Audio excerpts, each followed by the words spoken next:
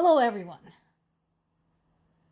I had a chance to talk to my parents today, and I asked them for some clarification on what is going on with the power grid, with the heat, and everything.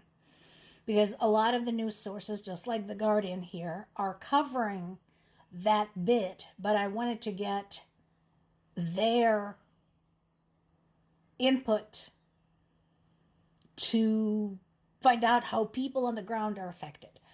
So,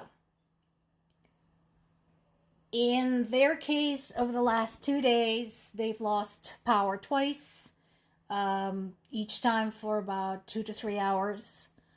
And they have not lost water, which is great. Heat is very dicey. They do have a portable heater that runs off of and basically an accumulator, like a car battery, but it is not at all efficient and it eats up a lot of energy. So that's a problem, obviously, and it's not just a problem for them, it's a problem for a lot of people. At the same time, again, they're having a brutal winter in Ukraine. While we were speaking, my stepmom went and checked the precipitation levels over the last 2 days, and they've had 30 centimeters of snow. That's about 10 inches, a little bit more than 10 inches, maybe like 12. So, and it is tremendously cold, tremendously windy. So people are truly struggling. And my dad said, we are not upset with our power crews because they are heroes, because at least we're here at home. They have to be out there in this weather trying to fix this mess.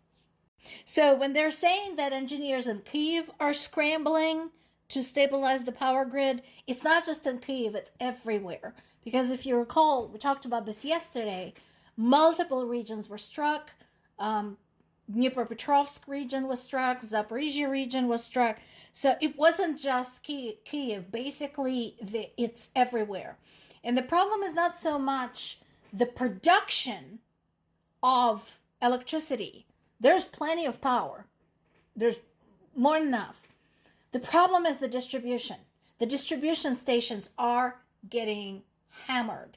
And of course, things like torn power lines and so on and so forth.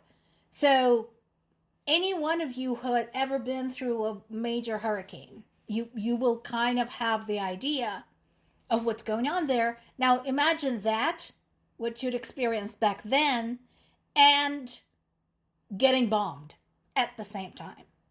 So that's what it's like. So at the same time, Ukraine had appealed to the UN to hold an emergency meeting, the Emergency Security Council meeting, tomorrow to discuss Russia's latest attack. The reason this one is causing more concern than previously is because of that damn missile, that damn nuclear capable missile. However, once again, UN, what the fuck? And I know we covered many times the whole thing about Russia being the member of the Security Council, Russia still being the member of the UN, despite having violated multiple articles of the UN Charter. And, the last thing we need is just another slap on the wrist. Because I know what Russian delegation is going to say in the meeting. That they were provoked, that this is self-defense, that nobody can tell them how to protect their country, and so on and so forth. So the meeting is going to take place, but I don't expect much from it.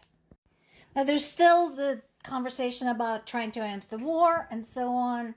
Ukraine trying to get some kind of conversation out of the Trump administration, but it's not going to go very well, obviously, because of these latest strikes, because of the struggle, because of the continued effort by Russia to exterminate as many Ukrainian civilians as they possibly can.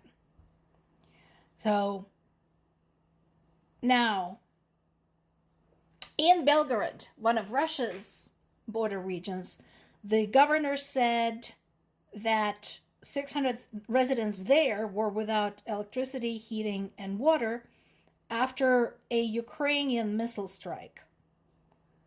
So, again, I'm treating that as the boy who cried wolf. Where's the proof? Show me the proof. And we talked about the border regions. So if Russia doesn't want border regions targeted, they need to get their military targets out the hell out of there. As long as those regions like Belgorod, like Kursk, all of those are being used as basically giant military bases and military distribution centers, that is what's going to happen. But again, knowing that Ukraine has been very scrupulous about targeting civilian objects, I'm not buying this. Now, here's something that did happen. A drone strike by Ukraine sparked a fire at an oil depot in Russia's Volgograd region. And that was yesterday. And yeah, Ukraine will own up to stuff like that because, again, they have been open about their campaign against Russia's oil industry because, again, oil is the lifeblood of this war. In addition to the oil depot in Volgograd, a drone storage facility belonging to a unit of Russia's 19th Motor Rifle Division in Zaporizhia has been struck. And again, remember I told you they're using the occupied territories to get closer to the objects in Ukraine, to be able to fire farther into Ukraine. And so that is very good news indeed. Now, again, there's another report that there's been a Ukrainian strike in Voronezh, which is in Russia. And they're saying that there was damage to apartment buildings and houses. Again, I want to see some evidence because I don't believe a word they say. They've lied too many times. So, sorry guys. Oops. And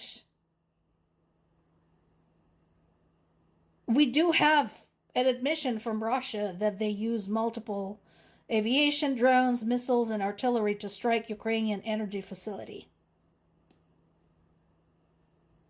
Again, these are civilian energy facilities. Just a reminder. And here's another thing. So, one of the things that the UN is saying, you know, the reason they are holding the Security Council meeting is they're concerned about the casualties. And my question is, why now? What took you so long? So far as we know, we have the total of 53,000 civilians, and that is killed and wounded, as of October 2025. This includes 14,534 killed and 38,472 injured. To give you an idea, over the 20 years of war in Afghanistan, the U.S. had 2,450 military deaths and over 20,000 wounded. Over 20 years. In World War II, the U.S. lost 12,000 civilians. Although the sources acknowledge that that needs to be verified. There's some debate about that. So, going back to Afghanistan, just imagine. And we're talking about military deaths. So people were there with the purpose of conducting military operations. U.S. military personnel was in Afghanistan with the purpose of conducting military operation. The 53,000 civilians who were killed or wounded in Ukraine were just living their lives when somebody came and dropped a bomb on them. More to come.